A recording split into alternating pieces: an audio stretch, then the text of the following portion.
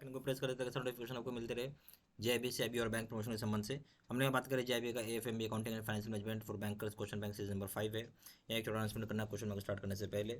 यहाँ हमारे पास जेआईबी का दो प्रकार के कोर्सेज होता है, एक होता है 6 महीने की वैलिडिटी का, दूसरा होता है लाइफ लॉन्ग वैलिडिटी का। दोनों जगह आपको वीडियो लेक्चर कोर्सेज होता है, केस स्टडी का वीडियो कोर्स होता है, क्वेश्चन बैंक होता है, मॉक टेस्ट होता है और आपको रिविजन नोट्स होता है। पेपर 1 करते हैं IAIFS, इसका दाम है 600 रुपये, इसका दाम है 1200 रुपये। पेपर 2 करते हैं PPB, इसका दाम है 600 रुपये, इसका दाम है 1200 रुपये। पेपर 3 करते हैं AFBM, इसका दाम है 800 रुपये, इसका दाम है 1500 रुपये। पेपर 4 करते हैं RBWM, इसका दाम है 600 रुपये, इसका दाम है 1200 रुपये। कॉम्बो पैक करते हैं, इसका दाम है 4 पेपर का दाम है 2000 रुपये और यहाँ दाम है 3000 रुपये। पहले साल पाइए। द पेमेंट देखो, the payment side of the cash book is overcast by ₹500 starting point is overdraft as per book. This is a starting point, ठीक है, स्टार्टिंग पॉइंट है ये। तो जो पेमेंट साइड होता है कैश बुक का वो ओवरकास्ट किया हुआ है 500 रुपये से, जो स्टार्टिंग पॉइंट ओवरड्राफ्ट का एज पर पासबुक के हिसाब से। अब यहाँ क्या करेंगे आप, ए ऑप्शन है the amount would be subtracted, यानी अमाउंट को घटाया जाएगा। बी ऑप्शन है the amount would be added, amount को ऐड किया जाएगा। सी ऑप्शन है the amount will neither be added nor subtracted, amount को ना ही ऐड किया जाएगा ना ही सब्सट्रैक्ट किया जाएगा। डी ऑप्शन है the amount will either added और सब्सट्रैक्टेड, अमाउंट को चाहे ऐड किया जाएगा चाहे सब्सट्रैक्ट किया जाएगा। ठीक है, तो यहाँ पे क्या होगा, देखिए जो पेमेंट साइड जो है कैश बुक में जो पेमेंट किया वो उल्टा होता है पासबुक में, पता ही होगा। कैश बुक और पासबुक में क्या दोनों उल्टा एंट्री चलता है, यानी जो पैसा डेबिट हुआ है कैश बुक में वो पासबुक में क्या होगा, क्रेडिट होगा। पेमेंट क्या नहीं डेबिट हो गया तो क्या हो जाएगा, पासबुक में क्रेडिट हो जाएगा, यानी the amount would be added हो जाएगा। बी ऑप्शन, ठीक है। Question number 2, which of the following statements is correct in the context of interest rate. Interest rate के संबंध में कौन सा बात सही हो आपको बताना है। कंपाउंड इंटरेस्ट इज चीपर, ठीक है, ये आपका चीपर है।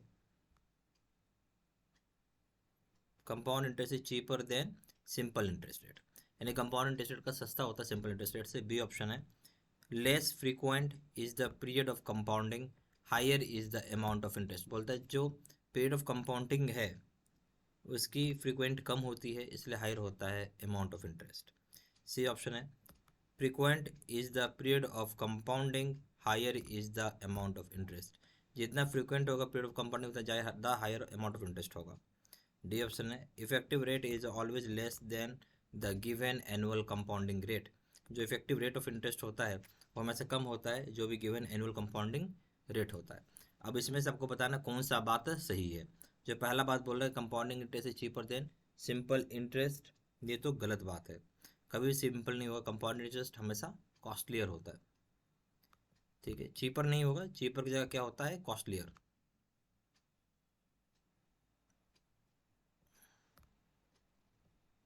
ठीक है, दूसरा है लेस फ्रीक्वेंट, यहाँ देखिए दूसरा क्या है, लेस फ्रीक्वेंट जो होगा कंपाउंडिंग का पीरियड तो हायर हो जाएगा interest rate, interest amount of interest नहीं जितना, ये गलत हो गया, ऐसा नहीं होगा। जबकि सी ऑप्शन क्या बोलते हैं जितना ज़्यादा पीरियड ऑफ कंपाउंडिंग होगा हायर होगा इंटरेस्ट रेट, बात बिल्कुल सही है।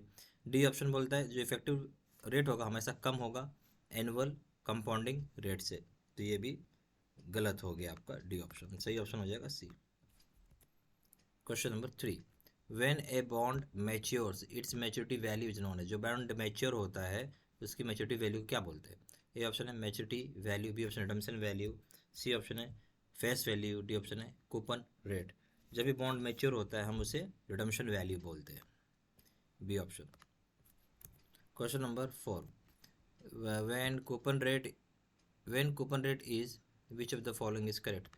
कूपन रेट में कौन सी बात सही हो आपको बताना होगा। ए ऑप्शन है rate of return on a debenture, जो रेट ऑफ रिटर्न होगा डिबेंचर के ऊपर। बी ऑप्शन है fix rate of interest on bond, bond के ऊपर जो फिक्स रेट ऑफ इंटरेस्ट होता है। सी ऑप्शन हो जाएगा yield rate of interest on bond, bond पर जो यील्ड रेट ऑफ इंटरेस्ट होता है। डी ऑप्शन हो जाएगा current yield of the bond, bond के ऊपर जो करंट यील्ड है।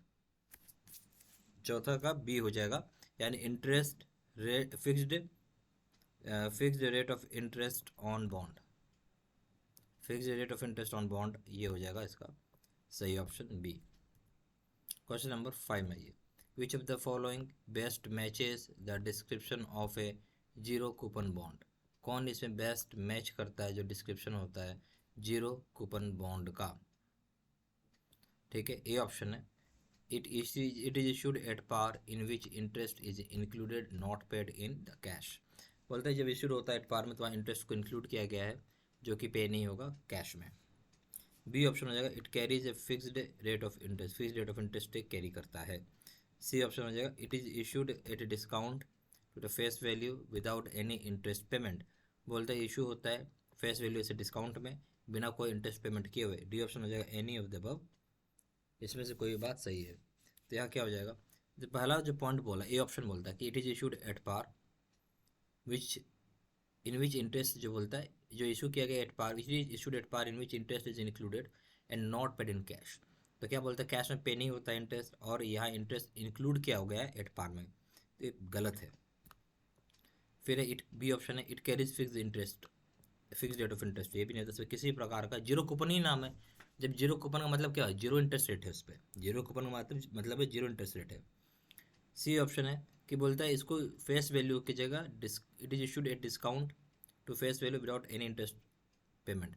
ये बोल रहा क्या, किसी प्रकार कोई इंटरेस्ट पेमेंट नहीं है, जो फेस वैल्यू उसको डिस्काउंट करके इशू किया गया है। तो ये बात सही है, तो सही ऑप्शन हो जाएगा सी।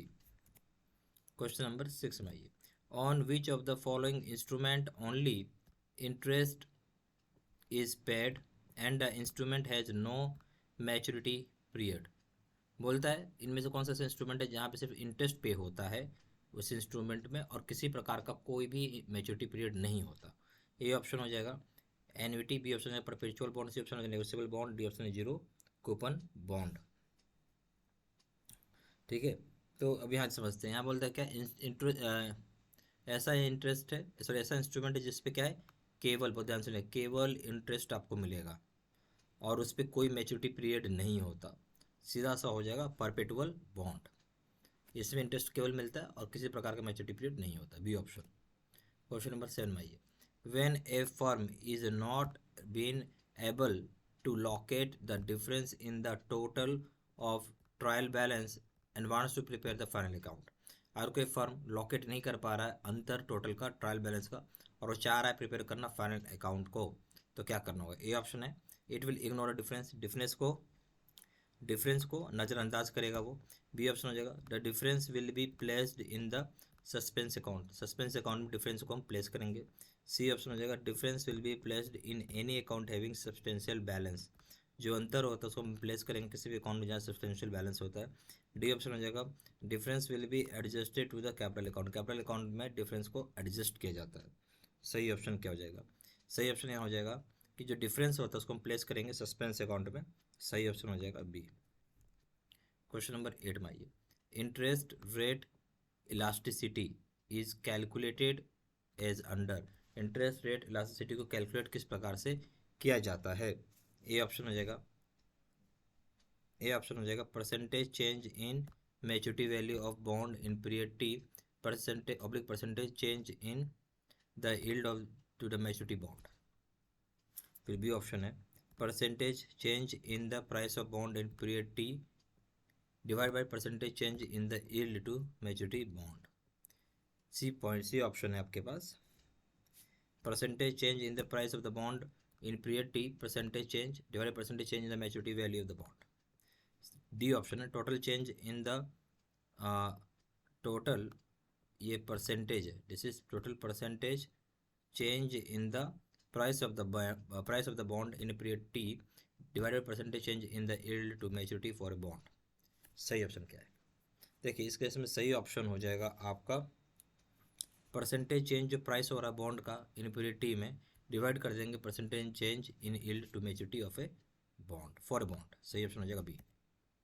क्वेश्चन नंबर 9 में आइए, where regular payments are required to be made और received for a fixed period of times in the beginning of each period interval, this is called. बोले जहाँ रेगुलर पेमेंट करना होता है, जहाँ रेगुलर पेमेंट करना जरूरी होता है, जहाँ आप रिसीव करते किसी प्रकार का फिक्स्ड पीरियड ऑफ टाइम के लिए, जो बिगिनिंग होगा हर एक पीरियड का इंटरवल के लिए, इसे हम क्या बोलेंगे। क्या आप रेगुलर पेमेंट कर रहे हैं जो जरूरी है, ताकि करेंगे आप तभी, ताकि आपको करना रेगुलर पेमेंट आपको करना पड़ेगा, या आप रिसीव करेंगे फिक्स पीरियड ऑफ टाइम में, बिगिनिंग ऑफ हर पीरियड के इंटरवल पे शुरुआत में मिल जाएगा आपको। उसको क्या बोलते हैं? ए ऑप्शन है परपेटुई, बी ऑप्शन है ordinary annuity, C option annuity due, D option है सिंकिंग फंड। सही ऑप्शन हो जाएगा, इसको हम बोलते हैं annuity due, C option. Question number 10 में आइए, which of the following statements is correct? कौन सा स्टेटमेंट सही है आपको ये बताना होगा। ए ऑप्शन है present value of annuity due is lower than the present value of ordinary annuity. जो प्रेजेंट वैल्यू होता है एन्युटी ड्यू का वो कम होता है जो प्रेजेंट वैल्यू होगा ऑर्डनरी एन्युटी का।